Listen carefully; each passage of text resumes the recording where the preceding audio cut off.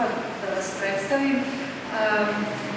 I'm honored to present you our guide, Dr. Milovan Zdravković, who is professor at the Academy of Arts in Belgrade, a very big connoisseur of theater.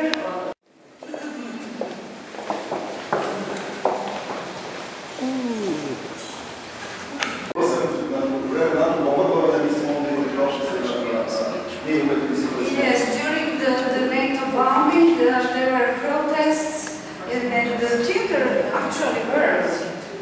I remember I was with both doctors, Benashkina tada mislim was here.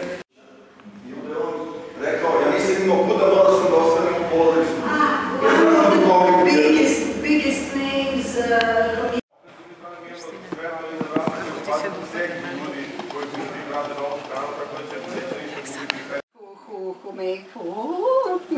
A glumci imaju jedan drugome daju dijaloge. And actors one to another rehearsing dialogues and... Pred izlaze na scenu. Sorry. That means thanks to those doors, the audience can't hear if the opera singers are still. Znači ne može publika tu ništa da čuje. Prepare, they come into the role, go towards the makeup room, I u onaj salon. And after all, in the salon, in the green room, where they wait. Kako se kaže, miracle in the stage, da tamo imamo čudesa.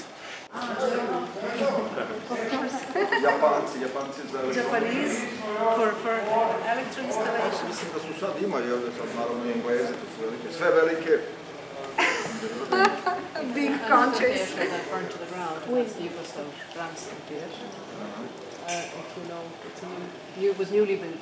The biggest part of all this equipment is outside Belgrade in a village called Dobanovci. There is a separate store. I onda u zavisnosti od predstave